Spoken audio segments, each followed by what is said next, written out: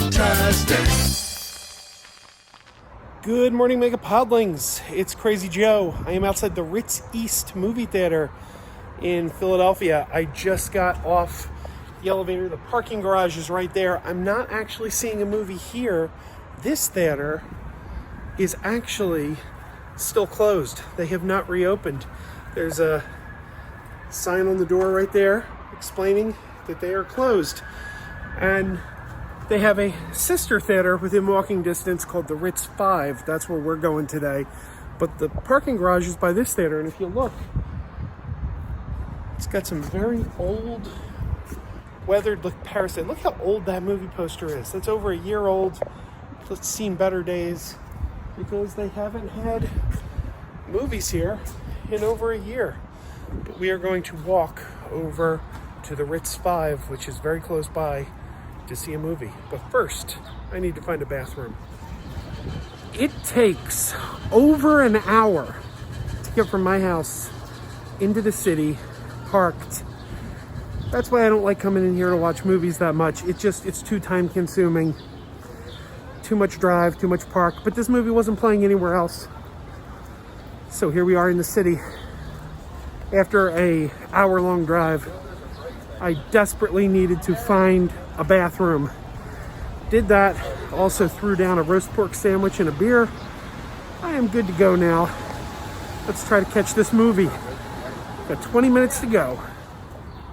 One thing that was very frustrating about buying these tickets was they do not have assigned seats. Assigned seats is such a luxury that we've come to take for granted recently, that when you go back and you're like, nope, no assigned seats, it's kind of a pain. So then you got to try to get there early or else you won't get a good seat. It's quite an inconvenience. I'm not happy that they don't have assigned seating. They really should. But I don't know, I'm hoping I'll get a decent seat. If I'm like not in the back row, I'm gonna be very cranky. But who doesn't have assigned seating today? Bad business. Bad business, I tell you. There it is. That's the Ritz 5, and we're seeing Street Gang.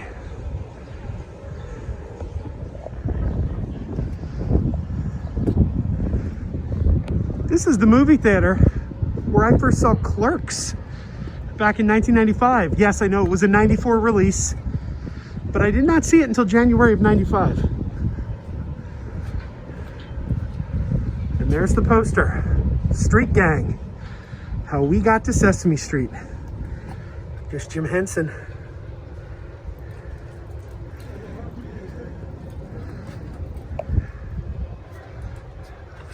I can't wait to see this. Masks required.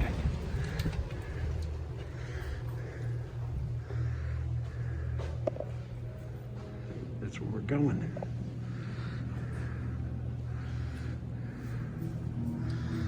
I've already got my tickets.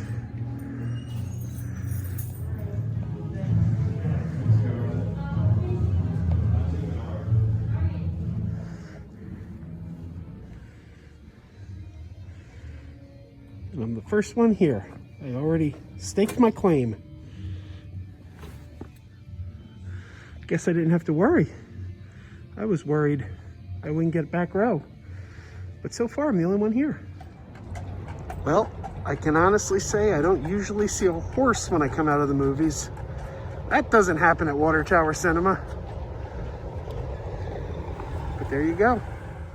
I am back from seeing Street Gang, How We Got to Sesame Street. This is a movie I really wanted to see. I was very excited to get to see this on the big screen. I was afraid I wasn't going to get to see it on the big screen because it didn't seem to be playing at any theaters locally. It is going to be playing on HBO sometime in May. They haven't announced an exact release date yet. And in July, I believe, it's coming to Blu-ray. I've already pre-ordered my copy on Blu-ray at Amazon. You can pre-order it too. They're taking the pre-orders now. And I tell you, go ahead, pre-order this movie. It's really good. Really well done documentary. Look, Anyone who knows me and has been watching this channel for a long time knows that I love the Muppets. I absolutely love the Muppets. Muppets are probably right up there with, with Star Trek. You know, we got Star Trek things everywhere too. Star Trek and the Muppets are probably my two favorite things in the world. And I have had the incredible privilege of being on the set of Sesame Street, not once, but twice. One of my prized possessions, which I've shown off before in live streams, is my Mr. Snuffleupagus hairs. These are actual hairs that fell off of Mr. Snuffleupagus. Mr. Snuffleupagus walked past me, and he shed a couple of hairs, and I picked them up and put them in my pocket on the set of Sesame Street. So these are real, honest-to-God, Snuffleupagus hairs that came off of the real Snuffleupagus on the set of Sesame Street. That is what a big fan of Sesame Street I am. Street Gang, How We Got to Sesame Street, is based on a book that came out, a good decade ago. I think the book came out in 08 or 09. It's a pretty good book. I recommend checking the book out. But it's a story about how Sesame Street came to be, how it was created, the challenges in creating a show like Sesame Street, which was revolutionary at the time. No one had seen anything like it before. It was the first attempt to really use television to teach children. And it was a little controversial, especially considering how integrated the cast was. It was a very, very revolutionary show in a lot of ways. Whereas they were explicitly teaching you about numbers and letters, they were subtly giving little messages about, various races and cultures gathering together and getting along, to the point where some TV stations, especially there was a TV station in, Mississippi, I believe, was it Mississippi, that didn't want to show the show because they didn't like the racially diverse cast, shall we say. Eventually, they gave in and started showing the show because the kids wanted to see it. And the show really throws a big spotlight on John Stone. John Stone is one of the producers of Sesame Street at the time. He's passed away. But he was one of the influential producers on Sesame Street. He was the one who had the idea to set the show in an urban setting, like on a city street. That was his idea. And Joan Gans Cooney is the producer who always gets all the credit for creating Sesame Street. And this documentary really goes on about how Joan Gans Cooney got all the praise, but John Stone did not really get recognized for his contributions, and his contributions were vast. Now listen, a lot of you may not know the name John Stone. A lot of you might be like, John Stone? I don't know that name. Well, you probably are very, very familiar. Well, if you watch Sesame Street, you're familiar with his work. But I bet a lot of you grew up reading a book he wrote. The monster at the end of this book. Yeah, it's written by John Stone. He wrote that. So he was a producer on the show. He was a writer on the show. Very influential. And I think every one of us had that book in our personal library as children, right? Like we all owned that little golden book. That was a very famous book. My daughter loves it. She's still reading it. So yeah, another thing, a little bit interesting story about John Stone. The documentary doesn't get into this. This is just a little side story about John Stone. John Stone's wife was Beverly Owens. Beverly Owens was known for playing Marilyn Munster in the first season of The Munsters. And she fell in love with John Stone, who was living in New York. And The Munsters was shooting in California. And Beverly Owens was so depressed that she was separated from John Stone, who she was madly in love with, that she used to ask the producers to be released from her contract. And they would say no, and she was crying on the set daily. And it got to the point where Fred Gwynne and Al Lewis, Grandpa and Herman, went to the producers and said, you either let this girl out of her contract, she's heartbroken, or we're going to walk. And the producers relented, and they let Beverly Owen out of her contract, and Pat Priest came in and took on the role of Marilyn Munster.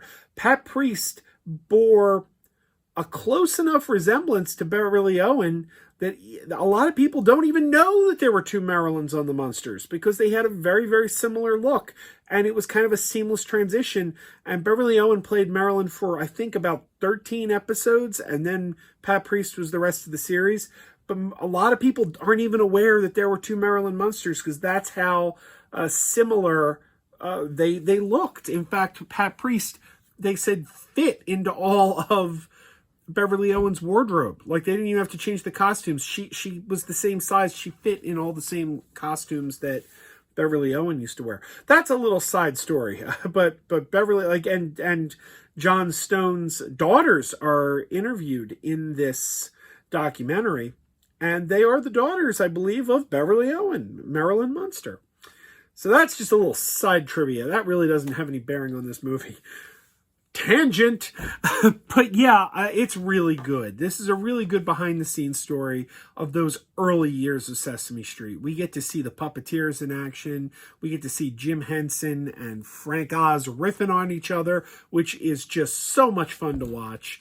But we get to see all the old school Muppet performers like Richard Hunt and Jerry Nelson, both of whom have sadly passed. We get to see Fran Brill and Marty Robinson looking so young. Great interviews with the surviving cast members like Sonia Manzano, who played Maria, and Roscoe Ormond, who played Gordon, the third Gordon. They also have a nice segment on Matt Robinson, who played the original Gordon, and his contributions to the show, including the creation of Roosevelt Franklin, who I met on the set of Sesame Street. That's me and Roosevelt Franklin. That was a story. So yeah, I give a big recommendation to Street Gang, How We Got to Sesame Street. If it's playing near you, my God, go see it.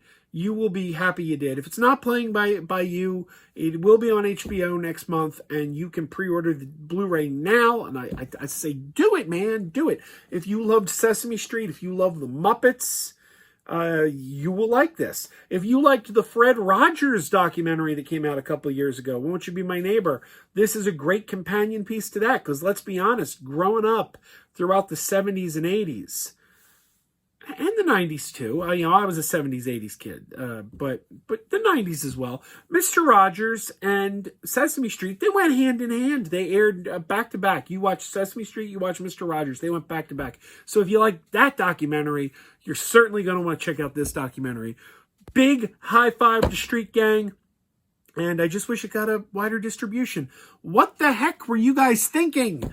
Only putting it in a handful of theaters. I should not have had to drive an hour to see this movie. There's nothing else playing right now. All we got out there is like Mortal Kombat and this. And you couldn't give this a wide release? Why not? There's nothing else out there. It makes no sense. Go see Street Gang. Keep wearing those pajamas. Keep wearing those pajamas with the plastic feet. Keep wearing those pajamas. Tell everyone you meet. Keep wearing those pajamas with the back door flap. Keep wearing those pajamas. Don't open, it's a trap. Oh no, it's a trap. Some people call them PJs, some people call them jammies. They can come embroidered with big money and no whammies. They can have 100 tiny commander Adamas, but no matter how they look, just keep on wearing those pajamas. Keep wearing those pajamas. And now we're having fun. Keep wearing those pajamas. And now the song is done.